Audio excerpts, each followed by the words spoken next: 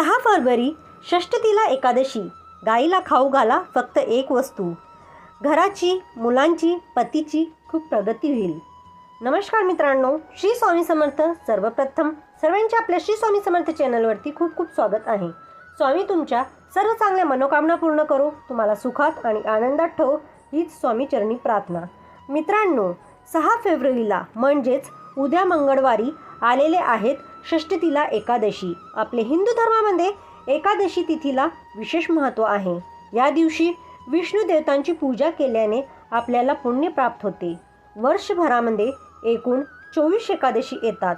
प्रत्येक महिन्यात 2दा एकादशी येते आणि भगवान विष्णूंचे पूजेसाठी ही तिथी अत्यंत महत्त्वाची मानली जाते. ते घर माता लक्ष्मी सोडून कधीही कुठे जात नाही.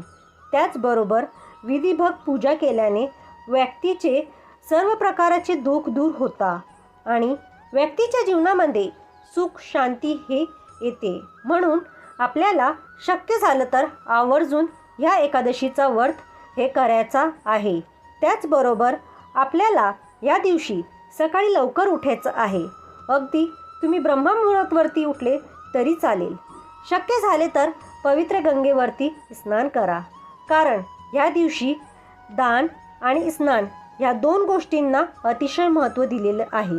यामुळे तुम्ही आवर्जून पवित्र गंगेवरती स्नान केलं तरीही चालेल आणि नाहीतरी तुम्ही स्नान केलं तरीसुद्धा चालेल. स्नान झाल्यानंतर आपल्याला आपल्या देवघर देवतांची पूजा करायची आहे.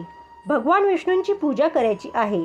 त्यांना प्रिय असणाऱ्या वस्तू तयार पण करायचे आहे, जसे की पिवळे फूल, पिवळ्या कलरचे नैवेद्य.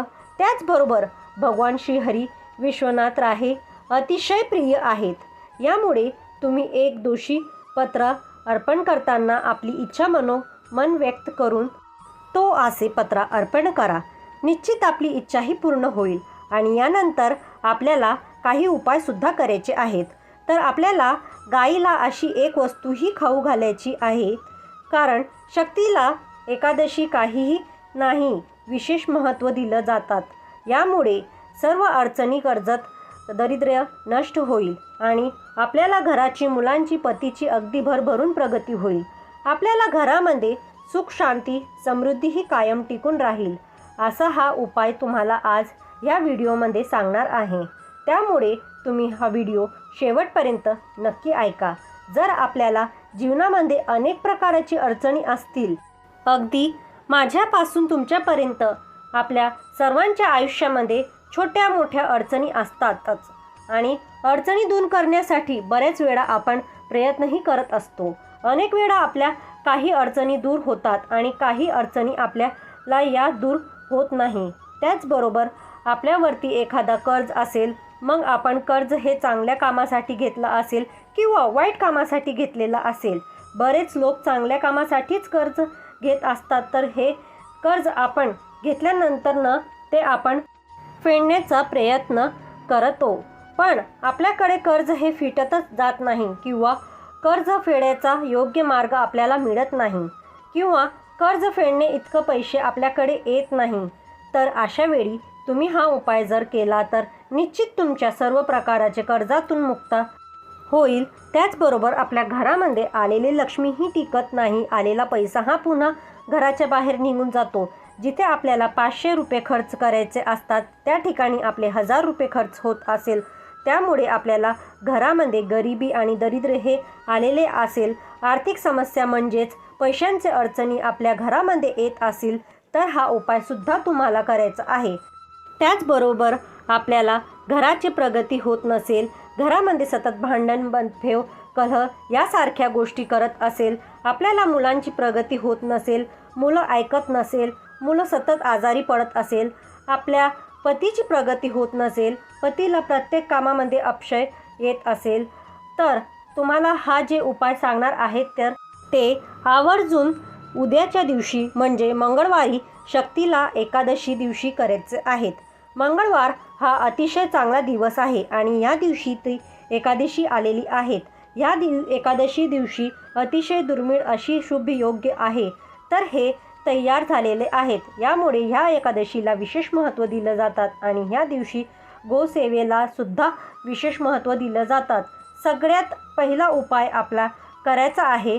जर तुमच्या घरावरती कर्ज असेल, घरांचं कर्ज असेल, गाडीचं कर्ज असेल किंवा पर्सनल कर्ज असेल किंवा मुलांच्या शिक्षणासाठी घेतलेले लोन असेल, तर ह्या कर्जातून लवकरात लवकर मुक्त होण्यासाठी तुम्हाला या एकादशी दिवशी 11 चपात्या बनवायच्या आहेत. गव्हाचे कणिक मळायचं आहे आणि त्याच्या चपात्या बनवायच्या आहे आणि प्रत्येक चपातीवरती तुम्हाला थोडी थोडी साखर ठेवायची आहेत. एका ताटामध्ये या सगळ्या चपात्या घ्यायच्या आहेत. एक ग्लास भरून घ्यायचं आहे, एक दिवा घ्यायचा आहे किंवा तेल घ्यायचं आहे. यांचं सर्वप्रथम तुम्हाला हे ताट आणि ग्लास घेऊन तुमच्या देवघर समोर तुम्हाला बसायचं आहे. तिथे तुम्हाला हे नैवेद्य ठेवायचं आहे. म्हणजे ह्या 11च्या पोळ्या आहेत ह्या ठेवायच्या आहेत. भगवान श्री हरी विष्णूला तुम्हाला प्रार्थना करायचं आहेत. माता लक्ष्मीला तुम्हाला प्रार्थना करायचं आहेत की तुमच्यावर असणारा कर्ज तुम्ही लवकरात लवकर मुक्त होण्यासाठी प्रार्थना करायची. थोडा वेळ तुम्हाला जे ताट आहे तिथेच ठेवायचं आहे आणि ओम नमो भगवते वासुदेवाय नमः ह्या मंत्राचा 108 वेळा जप करायचा आहे. सगळं करायच्या अगोदर किंवा तुम्हाला अगरबत्ती दिवा लावून घ्यायच्या आणि नंतर तुम्हाला ही सेवा करायची आहे. यानंतर हे ताट उचलायचं, हा ग्लास घ्यायचा, एक दिवा घ्यायचा आणि हे घेऊन तुम्हाला गाईपाशी जायचं आहे. गाईजवळ गेल्यानंतर तुम्हाला ते पाणी जे आहे ते त्यांच्या पायावरती ओतायचं आहे.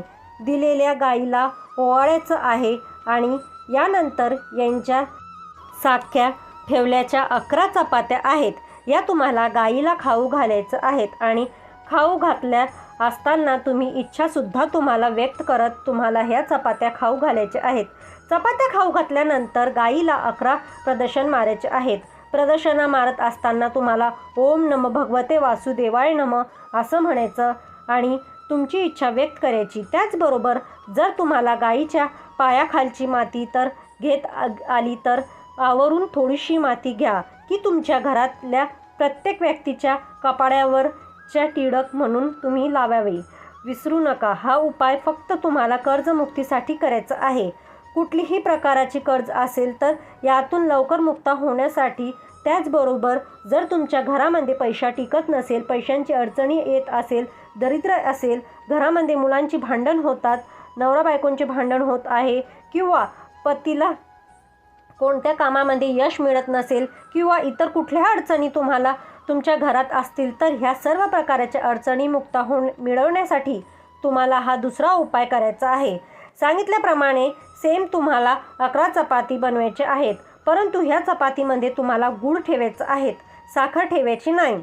यानंतर ह्या 11 चपात्या ताटात घ्यायचा, एक गिलास भरून घ्यायचा, एक दिवा घ्यायचा, आपल्या देवघरात समोर बसायचं, सांगितली सेवा तुम्हाला करायची आहे. यानंतर हे तुम्हाला या चपात्या आहेत त्या तुम्हाला गाईला खाऊ घालायचं आहेत.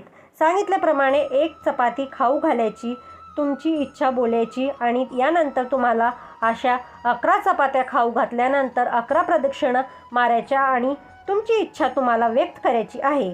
गाईच्या पोटामध्ये तिथेच कोटी देवता वास करतात आणि अशा वेळी जेव्हा तुम्ही उपाय करता तेव्हा ते 30 कोटी देवांची कृपा तुमच्यावरती प्राप्त होते आणि तुमच्या सगळ्या मनोकामना पूर्ण होतात.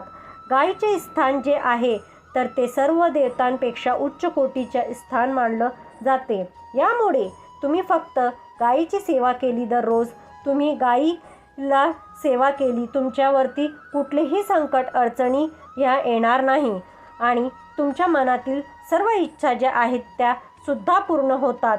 कारण शक्तीला एकादशी दिवशी 11 ह्या संख्येला अतिशय महत्त्व दिलं जातं.